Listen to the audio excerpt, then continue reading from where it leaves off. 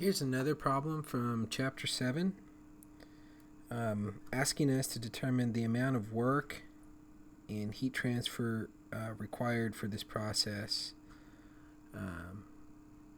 And so what we'll do is we'll just go through this problem, and hopefully the answers come out to be the same as the ones that are listed here. So let's just jump right into it. So we have refrigerant R134A at 320 kilopascals and 40 degrees Celsius, undergoes an isothermal process in a closed system until the quality is 45%. On a per unit mass basis, determine how much work and heat transfer are required. So let's do this. So what we will do is we'll take these two states. So obviously there's a state 1 very clearly defined, and there's a state 2. So here in state 1, we know that we are operating at 320 kilopascals, and we also are operating at 40 degrees Celsius. It's isothermal, so the temperature is constant here in this process, which is helpful. We know that temperature 2 is 40 degrees Celsius, and we know that the quality at state 2 is 45%. So we want to find the amount of work and the amount of heat transfer that is occurring here. So one of the things that comes to mind, since we're being asked for work and heat transfer, let's write down the first law of thermo.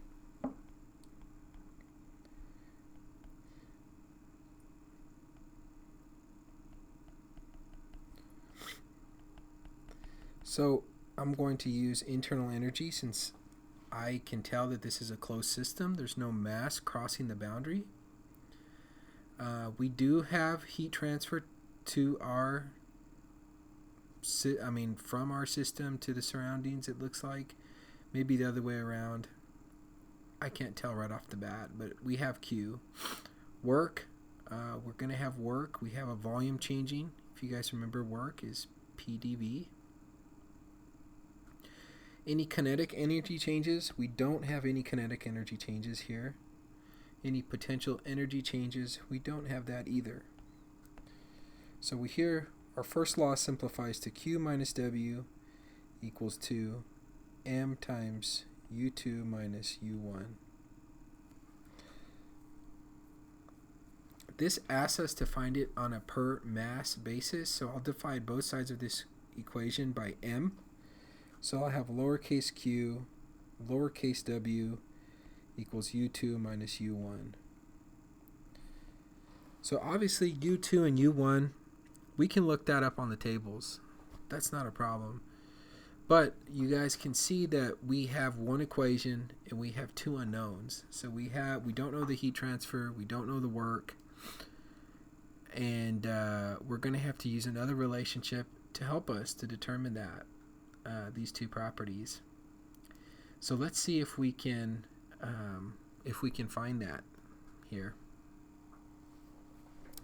So let's grab some of these properties off of our table. So let's go ahead and grab the internal energies. We'll just grab all the information we can from these, the back of the book here. If this thing would cooperate with me, we would do it. Okay. There we go. So here at state 1, it's R134A. So let's go to the refrigerant section. Pressure is 320 kilopascals. So here we have a pressure of 320 kilopascals.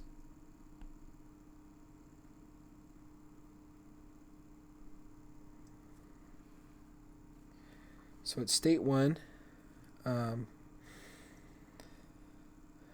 The boiling point of refrigerant at this condition is 2.46 degrees Celsius, and clearly we're at 40 degrees Celsius. So we are at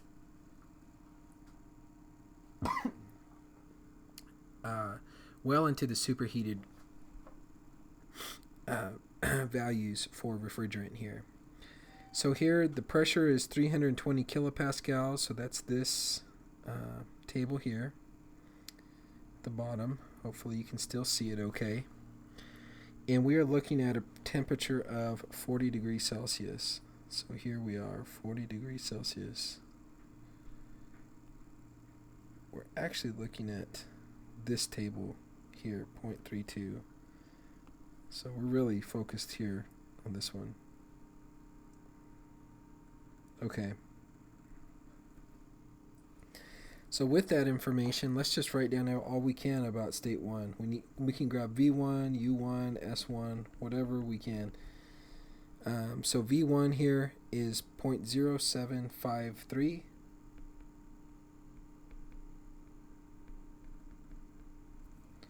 U1 is 261.62.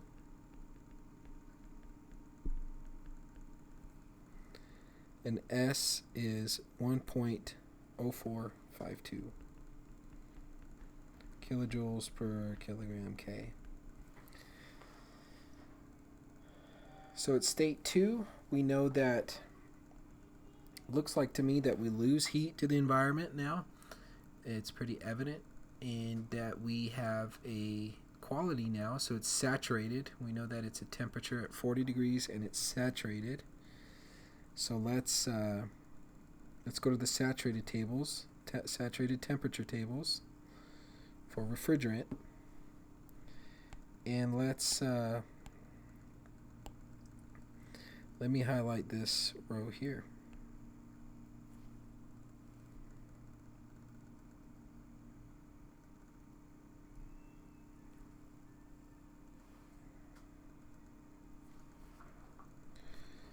Okay. So we can go ahead and grab all the information we can off of here. Might as well, since we're already here. So at 40 degrees Celsius, we know it's saturated. Let's grab a specific volume at both states. So 0008, 720, VG 0.019968. We also have UF, UFG if we need it. So UF is 143.61. UFG is 251. I'm sorry, 143.61. And finally, SF and SFG.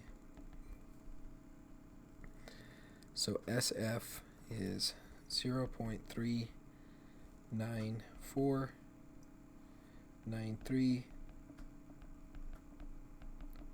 and SFG is 0.52059.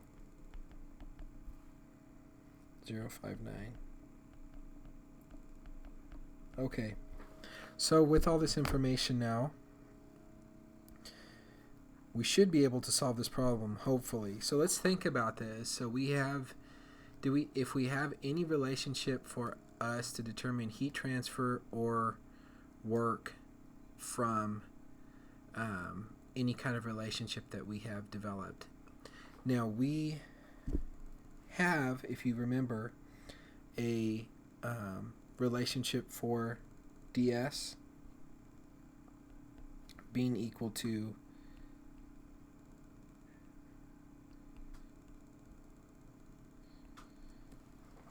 and this is for, it's going to be a cyclic integral. So here in this equation, we can solve it. What helps us solve this equation in particular is if we have a constant temperature.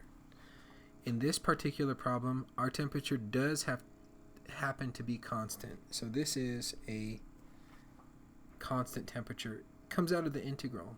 Because it comes out of the integral, it simplifies our integration process. And our equation looks something like this, where we have Q is equal to T naught times S2 minus S1. So because our temperature is constant here, we can use that in order to determine our heat transfer rate. We also need to, since at state 2 it's at a saturated mixture state, we also need to find the internal energy at state 2. So I'll do that first, and then we'll come back around to calculate how much heat transfer there was in our system. So first I'll calculate the amount of internal energy at state 2. So at state 2 we have 143.61 plus 0.45 times UFG, 143.61. Oops. Well, I wrote that down twice, didn't I? So let me get that. Let me correct that. So I wrote down UF equal to, so this is the temperature at 40 degrees C. UF is clearly at 107.39.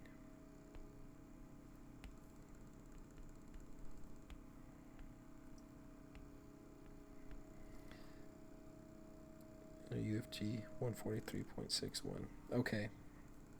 So hopefully now I have the correct values, where our value here would be 107.39. So here U2 is 107.39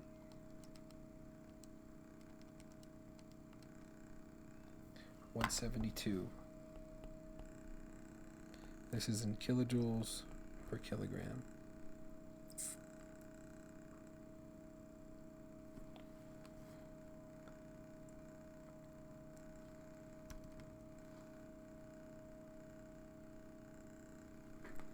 Okay.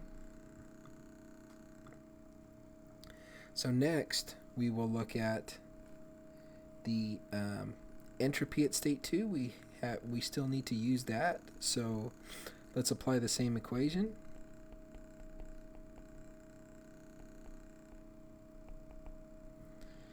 So here we have SF 0.39493 plus 0.45 times SFG. S2 is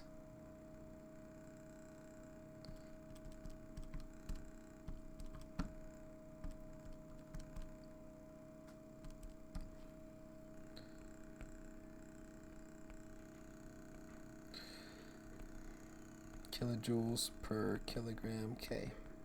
Okay. So now we should just be able to plug all of these into our equation and solve for work. So let's do that next. So here, let's plug all these into our first law. So here we have T naught times S2 minus S1 minus W equals U2 minus U1. So our temperature is constant at 40 degrees Celsius. What I will do is I will make this into an absolute unit. If you think about it, if you have it in 0 degrees Celsius, then it would not, the equation wouldn't work. So we have to convert these to absolute units in order for the equation to be appropriate. So here we have 40 plus 273, 313 Kelvin times S2 minus S1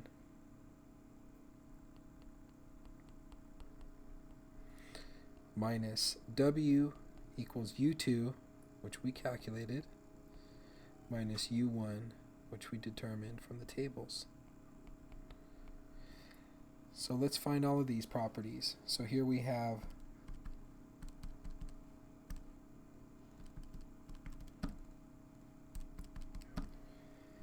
a value of minus 130, and this has units of kilojoules per kilogram, minus W equals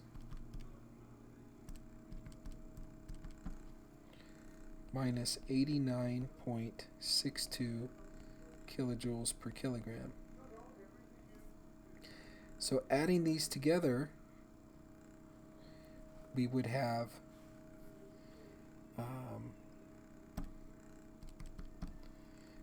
40.38 kilojoules per kilogram.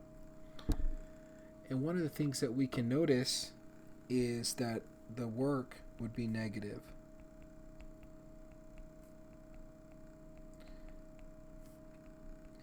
And the negative work indicates to us that this is work into the system. So hopefully this problem was helpful to you all. I will solve a few others here. Hopefully they'll be helpful.